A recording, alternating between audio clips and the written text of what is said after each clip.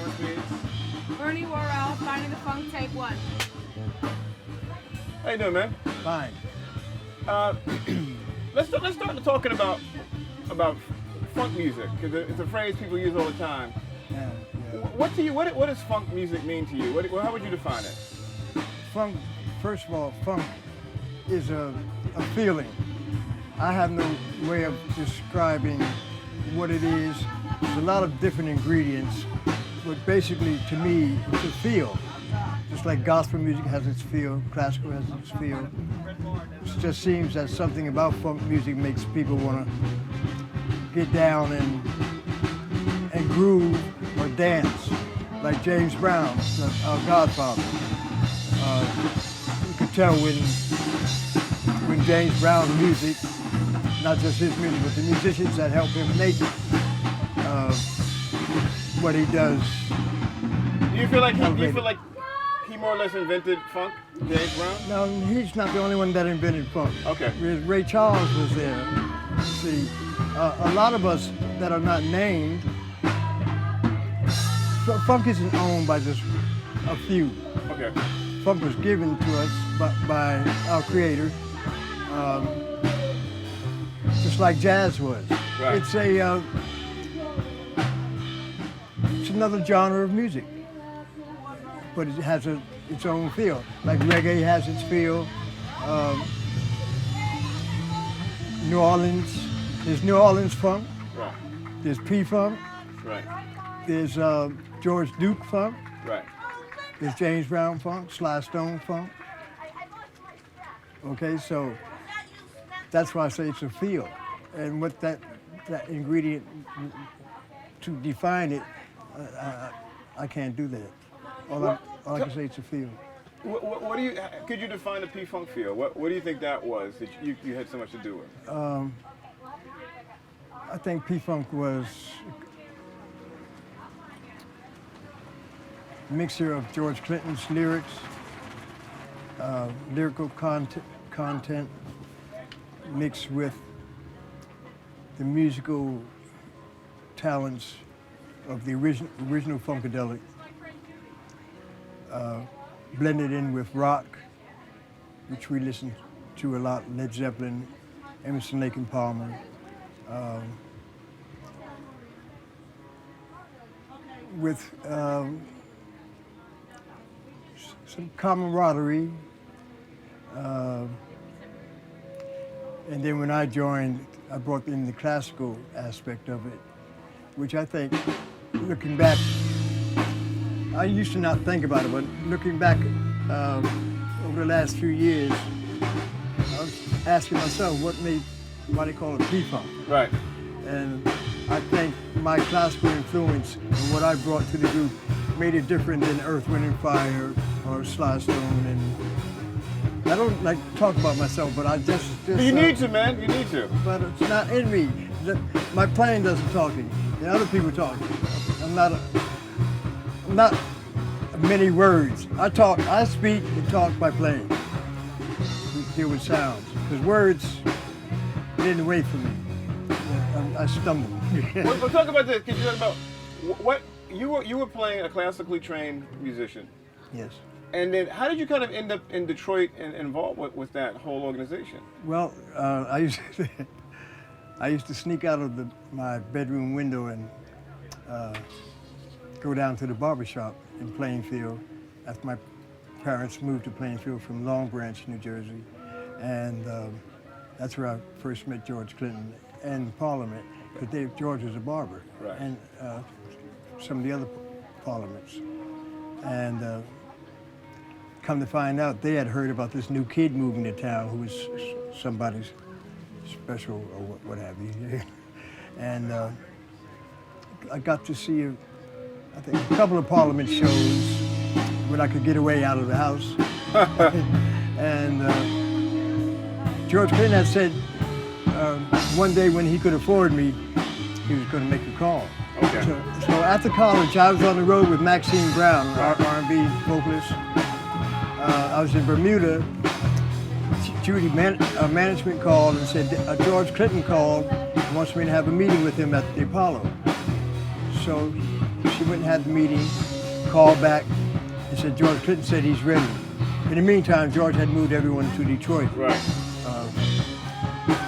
And George said he's ready, and did I want to leave Maxine and come join his Funkadelic at the time. So I thought about it and made the move to Detroit.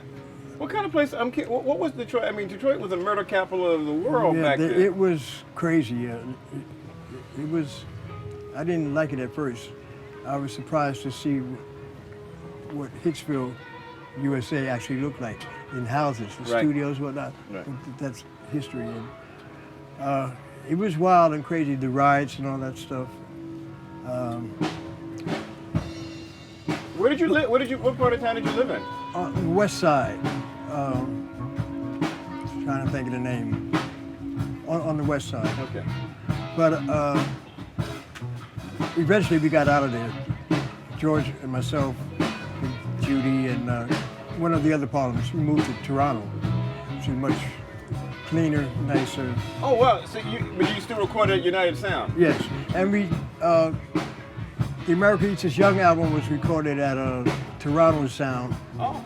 And Manta Sound, we used Manta Sound in Toronto also.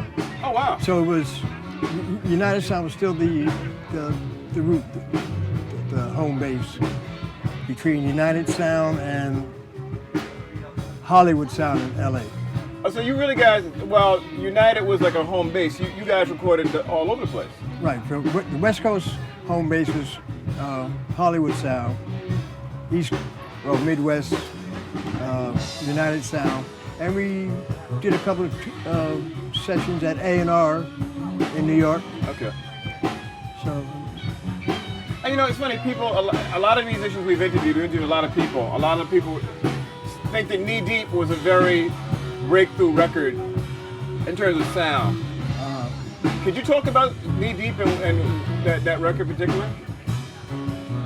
I can remember I did the bass line, which is on the Mini Moog, which the Mini Moog is the instrument, the synthesizer I use to make Flashlight, which everybody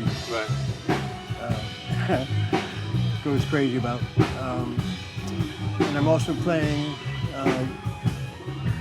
acoustic piano on it, the chord structure. I was just doing a session, playing what the Lord sent me. Did the basic tracks first, then George came with the lyric. Also, Judy Morrison is on that. Oh, Judy's on it as well? Yes. Oh, that's a heavy, no wonder it's a heavy track. So that's, Judy's influence and combined with, the rest of the fellows on the track. Well, let me ask you about a couple of instruments that are. What did the Mini Moog bring to music? How did that change the sound? Well, they say the bass line on Flashlight, people always thought it was bass guitar. Right. Until they found out that it was me with the synthesizer. The funny thing is, there are two other Moog tracks on the Flashlight. There's a little cartoon one. Right. There's two cartoon tracks Right. where everybody just locked into that bass track, and it revolutionized, I guess, the way I played it, and the sound of it. How the Flashlight changed the game in terms of funk bass lines. Yeah, that's what they say. I don't know. Come on, brother. I guess I'm interested. I didn't mean. There's no intent to go there and change something. Right. I just played. Right. I just played. What you got? What's this? Okay, roll tape. I played. It's sent to me from God. I'm a channel, a conduit. I don't think about it. Nobody was thinking about making hits. We didn't go in to make a hit. Oh, we're gonna make a hit. How you know? That was by fate, or that's how it was. That's how it happened. I had no idea. I was having fun. Dial up the sound. I deal with sound. Right. And it just everybody knows me. The first thing off the top of my head when we record, that's it, which is usually the case. You can go back and start nitpicking, because I know when something's not right or if I don't like it, Right. but everybody else is, oh, what do you mean? Because I could hear the mistake. Right. Without everybody else, oh, that's... So, You were the kid, right? You were like the kid in the group, weren't you? You were yeah, like. I was in... Funkadelic was younger than me. Oh. Parliament were older, so I was like in the middle. Talk just one more thing about that era. I just flashlight knee deep, so important. Did you realize that P-Funk was changing how people perceive music? No, I don't think about stuff like that. Right.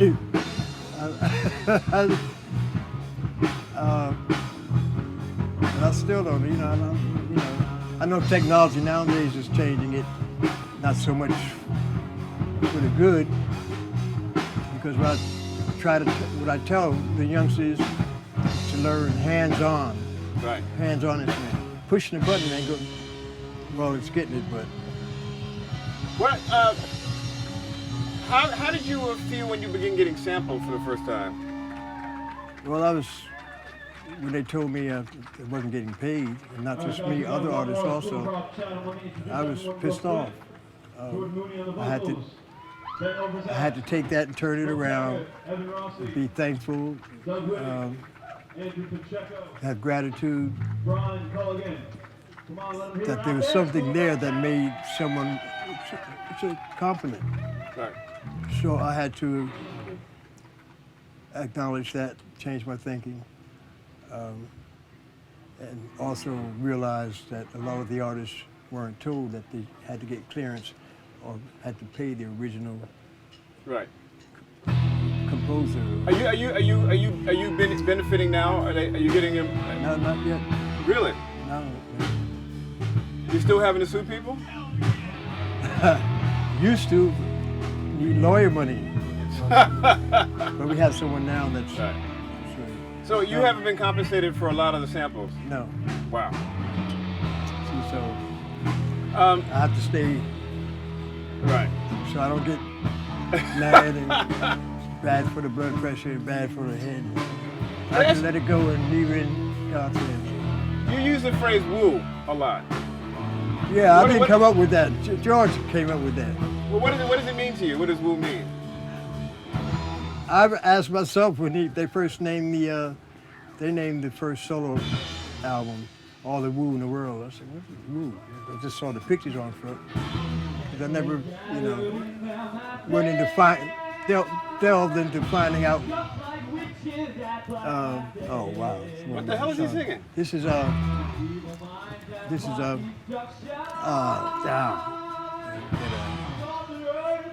can't think of the title. It's a very famous rock song.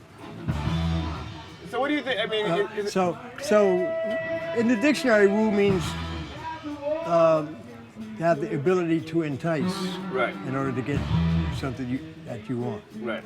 And I didn't look that up till maybe a few years ago. I guess I got woo. People just play. Right. I didn't really know.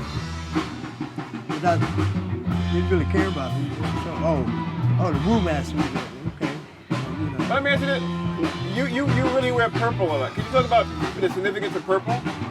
I got purple from management, my wife Judy, and Grady Thomas, one of the original Parliament, used to wear purple all the time. Right. Purple motorcycle.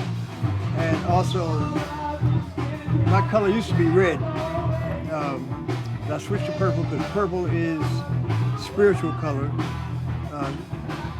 Gives out certain vibrations, and it's a lofty spiritual thing. Right. So you feel purple connects you? How it connects you to God?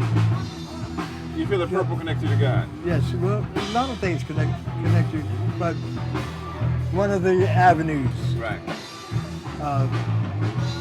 lofty. Right. Now you when you left P-Funk, you went working. You worked with Talking Heads for a while. Yeah. What was that experience like in terms of what do you think that Why did you decide to work with him, number one?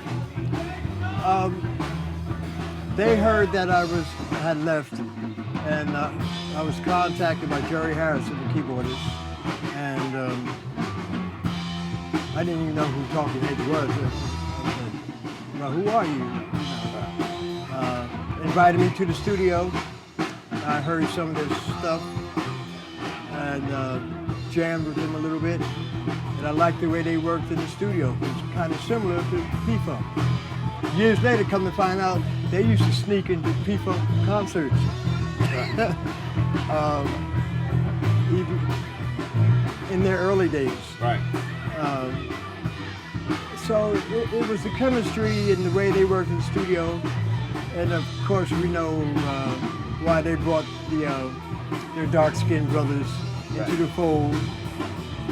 And finding out that they were in the P-Funk, I said, oh, okay, I see. And the rest is history. They recruited Nona Hendrix, myself. I brought Lynn Mabry from the Brides of Funkenstein in. Alex Weir. Right, great guitar player. Right, he's your Brothers Johnson's cousin. Right, okay. Right. They had Buster Jones on bass, who helped coach Tina Wayler. Okay. Adrian Ballou, rock, so we still... It went from when you joined them, it went from a little small tight unit to a very expansive funk band. Right, and if you really look at it closely, it's kind of modeled after P-Funk. Right. And David was eccentric. Right. Brilliant, genius. So. They also had a little African influence, would you say? Oh yeah, well that's the dark-skinned brothers and sisters. Yes. So you've been solo and doing your own band for many years now. Where do you see funk today? It seems like your orchestra is seems like a lot of audience, the black audience that used to be the funk audience, has gotten old. And it seems like the young audience for funk is white. Would you agree? Oh, that's been happening for quite a few years now. And Oriental. The Orientals eat it up. I don't know what to say. They're trying to, I don't know if it's radio or not advertised. It's funny. Like you say, all the audiences are Caucasian now, mostly. Now, we get some older folk in, Caucasian and black, at some shows, at Bootsy Collins shows. Right. I'm currently touring with Steve Kimmock, guitarist for the Grateful Dead. Okay. And we're getting more blacks coming to the show because I'm featured with Steve, right. And they know about P-Funk, and they know about Kimmock. Right. And so you get a huge age spread, and you get Caucasians, blacks, and Orientals. Do you feel like there's a lot of young black musicians who are playing funk? Or is there a need, is there some kind of gap? From what I listen to, because I don't listen to radio, right? Because there's nothing out there. I like reggae. I listen to reggae, college stations. I can tell you, I love dumpster funk. Ivan ever dumpster funk? Oh, dumpster funk. I love like the Roots.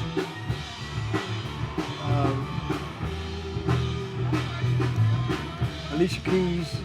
Alicia Keys. Yes. Do you feel like there's been a disconnect between? You came up, part of a legacy of great funk music and R&B. Do you feel like there's been a disconnect between that generation? I think they're trying to kill it. One of Bootsy's themes is "Don't take my funk away." Right. And that says a lot right there. Just like they tried to keep reggae out of the picture, but they couldn't stop it. Right. So I think, I don't know if it's the radio waves or powers that be that don't like that word funk.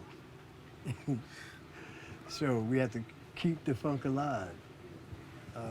It's a chant that George does, Bootsy. I talk to the audience sometimes at shows, and we'll see. It's in his hands. Talk to me about your relationship with Bootsy, because why is he such a special player? What did he bring to the game? His funkiness. See, there's that Bootsy funk too, which was the funk behind James Brown. Bootsy and his brother, Catfish Collins, on rhythm guitar.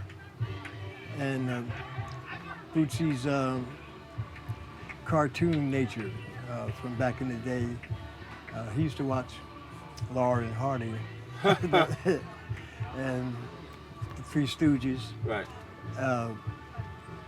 And the way he put comedy, his type of comedy, into the music, along with his percussive and star bass, how his concept, all that put together makes him. The name is Bootsy Baba. Hey, tell me, let's go back a minute and talk about, I mean, like at the Flashlight and Knee Deep are two records that seem like people just like they're game changers, sonically. How does Flashlight, how was that sort of evolve? How did that song evolve? There's a rhythm track, it was only guitar and drums. And supposedly the story that George told me was that Bootsy had this track, but he didn't want it. And he gave it, he said, George, you take it. That's what George says. So, listen to it, and everything else is me on that record, except for the vocals. You did all the instruments? Yes, except for the guitar and drums. There's a saxophone solo and vocals. I'm doing the bass line. There's two other Moog synths. So that's three Moogs, and the strings. I'm playing ARP string ensemble synth. So the strings, three synthesizers, and the rest is vocals. How long did it take you to make that record?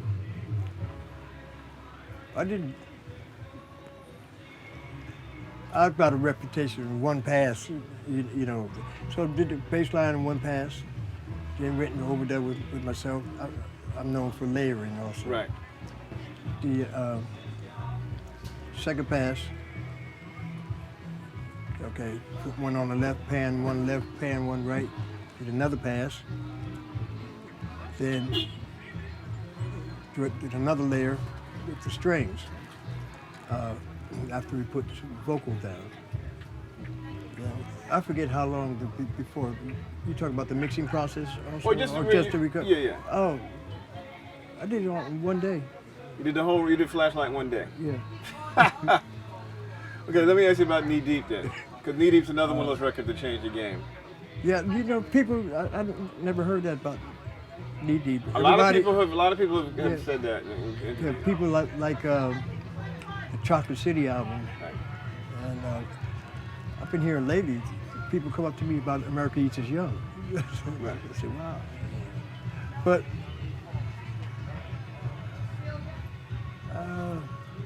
One Nation, to me, is more than Knee Deep. Talk to me about One Nation then. That's the Moog bass line on that too. And I had like a jazz feel for that, chordless, and new classical thing. Right. So the chord structure is like jazz changes, and the it's like classical riffs. Right. So I was curious. I mean, all these toys came into the studio. You know, all these different. How long did it take you to learn how to play like the Mini Moog and find out what it could do? Well, I just experiment. That's what one thing. When you have access to a home-based studio, where you don't have to worry about studio time Right. and whatnot. You can take your time and just search and just play it, you know, move knobs and twist this and that, till you find what was pleasing to you, and then push record. I don't know how long, 'cause there's always something to learn, Right. you know. Do you feel like you're still learning? I slowed down a bit. The new technology, I'm not too keen on it. I'm getting computer friendly, but I can't sit in front of a machine all day long. If used to, I'm not going to do that. What effect do you think that I mean, funk particularly, which was such a ensemble music, with a band music, do you think the fact that everything's become so digital has taken away from it? Yes, he did. Live music, playing with a human being, not a machine. That machine ain't feeling nothing. Press the button, you have a chord. Kids don't know how to make a chord. Learn the basics and a hands-on instrument. They're losing out, and we're losing out on creativity. Because if all you have to do is push a button and you get a chord. There's variations of that chord. There's a root position, second position, third position. That's not counting, adding sevenths, ninths, 11ths.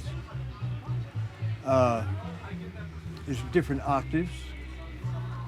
But if you just push the button and you like what you hear, okay, yeah, you know. Instead of learning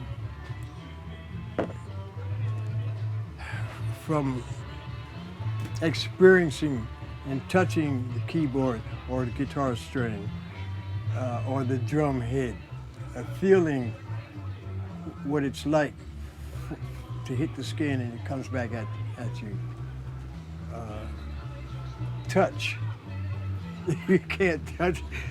I play with expression, pushing the button. Okay. I want to show you some records and see what they inspire out of you. Okay. See what I remember. What is that? Oh, Curtis. Hold that up to the camera for me. One of my heroes.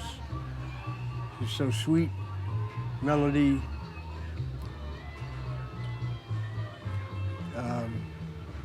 Message. Talked about things that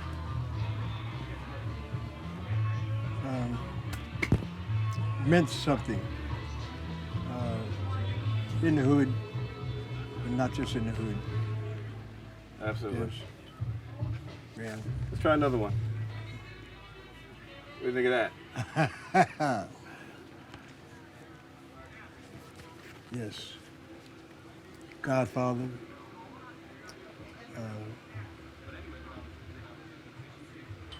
What was James Brown funk like? How would you define I that? mean, he's the king. I have to say it's not just James, because he needed the musicians, the music, coupled with his rhythm and vocal. They met, one without the other, not having. It was a marriage. People don't really talk. Fred Wesley, Maceo, these guys were crucial. Yes. Bootsy, Catfish Collins on rhythm. The whole band. But see, without the musicians, where's the music? Vocalist can't do it by himself unless he just happens to play.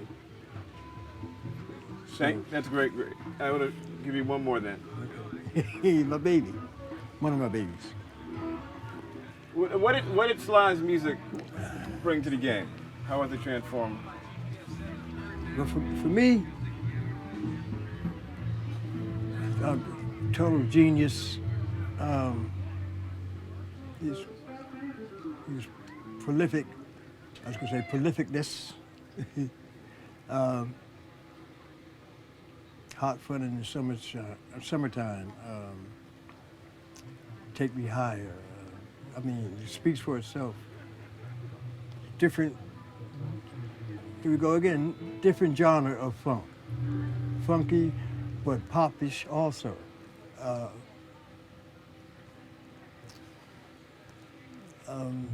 Innovator. How much were you affected by Sly's music? How much did that affect you as a young musician? Well, I could hear what he was doing, his changes, whatnot. You know, it made my heart sing. You know, and his vocals. Larry Graham's one of my favorite bass players. We saw each other last year. The whole group, but Larry's really. Larry's one of the ones that influenced me with the mini move. Ah. You know, just listening. You were trying to get that Graham feel, but you through your kick talent. Yeah, yeah. Nice. Who's your favorite of this world of music of funk? Who would be your favorite musician? Who's your favorite musician who plays of the world of funk music?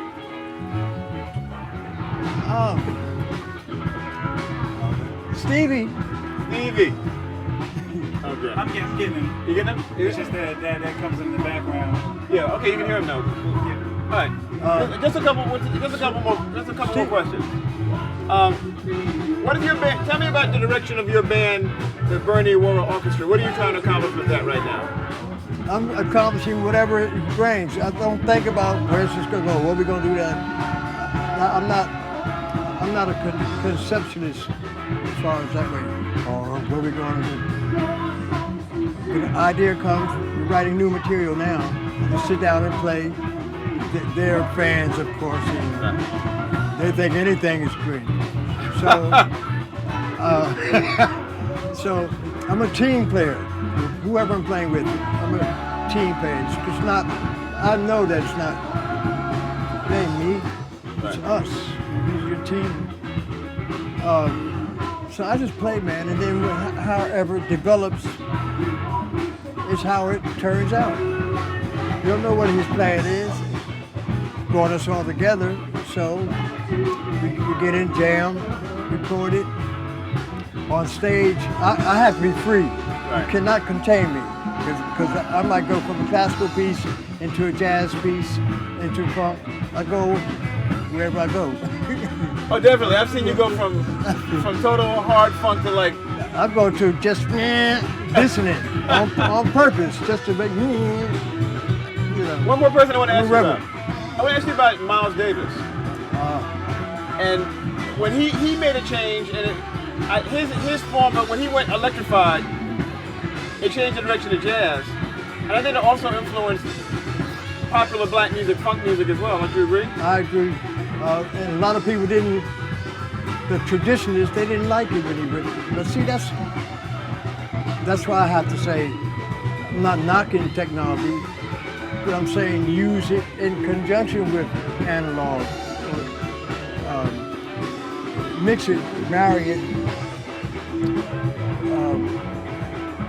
so we can advance even further. Yeah, Miles, I think what Miles did helped for the diehards, you know. Yeah. Everybody has their own opinion. Everybody's opinion is right. Right. So, all right. Can't please everybody. Absolutely. I think that's enough because Can we get a shot of him holding this? Oh yeah, hold this one up again. Yeah.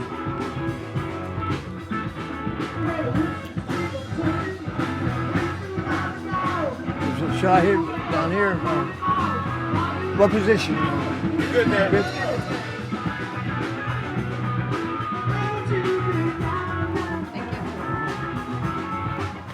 Hey man, we're gonna stick around and shoot some of your show later. Okay. And I just want to thank you so much. Excuse me, just hand. Oh. It's just arthritis gloves. Can we? Can I get a picture with you? Oh yeah. You didn't hear that, right? You get the knees cracked when I got. Oh no, mine too. I heard it. You heard It's dark. It's gonna be Yeah, man. bright You out can hear there. it in here. It's a little bit dark in here though. You can't light it up? All right.